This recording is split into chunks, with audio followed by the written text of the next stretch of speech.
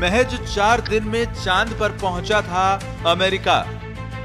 रूस को भी बस 4 ही दिन लगे थे, लेकिन चंद्रयान 3 यानी भारत को चांद पर पहुंचने में लगेंगे 42 दिन।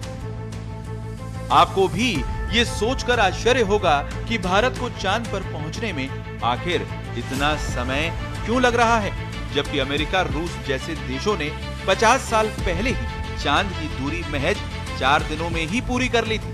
20 जुलाई 1969 में अमेरिका ने अपना अपोलो 11 मिशन रवाना किया था। ये पहला मौका था जब इंसान चांद पर उतरा था। इस मिशन को चांद पर पहुंचने में 4 दिन 6 घंटे का समय लगा था, तो भारत को 42 दिन क्यों लग रहे हैं? अब आपको इसके पीछे की वजह बताते हैं। 2 चंद्रयान लॉन्च करने के बाद भारत का अब तीसरा चंद्रयान तैयार है।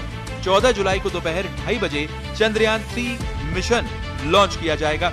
अगर चांद पर सॉफ्ट लैंडिंग में सफलता मिली तो अमेरिका, रूस और चीन के बाद भारत ऐसा करने वाला चौथा देश बन जाएगा। चंद्रयान 3 अपने लॉन्च के लगभग 1 महीने बाद चंद्र कक्षा में पहुंचेगा। इसके लैंडर विक्रम और रोवर के 23 अगस्त को चंद्रमा पर उतरने की संभावना है। यानी चंद्रयान 3 को चांद पर पहुंचने में 1 महीने से भी ज्यादा का समय लगेगा। लेकिन क्यों?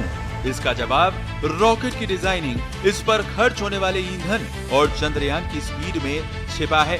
स्पेस में लंबी दूरी तय करने के लिए यान को ले जा रहे रॉकेट की तेज स्पीड और सीधे प्रक्षेपण पथ की जरूरत होती है।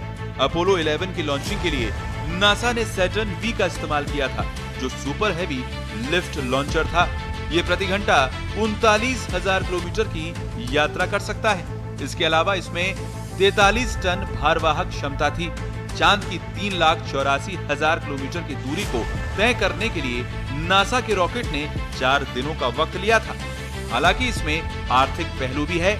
उस दौर में नासा ने $185 मिलियन की रकम इस मिशन पर खर्च की थी।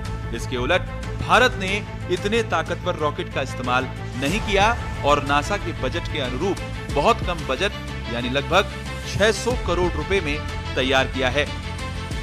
शक्तिशाली rocket GSLV Mk3 rocket Chandrayaan 3 को पृथ्वी की 170 किलोमीटर 36,500 किलोमीटर की कक्षा में स्थापित करेगा। चंद्रयान 3 का वजन 3,900 किलोग्राम है, इसीलिए कक्षा को धीरे धीरे बढ़ाना जरूरी है। इसकी वजह यह है कि पृथ्वी से चंद्रमा की दूरी GSLV Mk3 की क्षमता चंद्रयान 3 के वजन की तुलना में से 10 गुना ज्यादा है। इसरो के पास ऐसे मिशन यानी कक्षा को धीरे धीरे बढ़ाने में विशेषज्ञता के साथ साथ अनुभव भी है।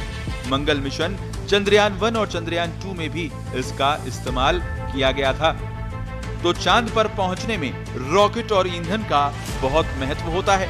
जितना कम दिनों में चांद पर पहुंचना चाहते हैं, उतना ज्यादा ईंधन लगता है।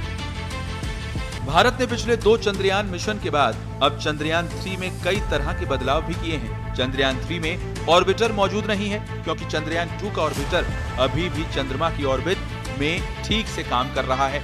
चंद्रयान 3 में ऑर्बिटर की जगह प्रोपल्शन मॉड्यूल लगाया गया है। ये मॉड्यूल नेविगेशन में मदद करेगा। चंद्रयान 3 के लैंडर को ज्यादा मजबूत बनाया गया है। इसमें कई फॉलबैक, वैकल्पिक सिस्टम और सेंसर का उपयोग किया गया है।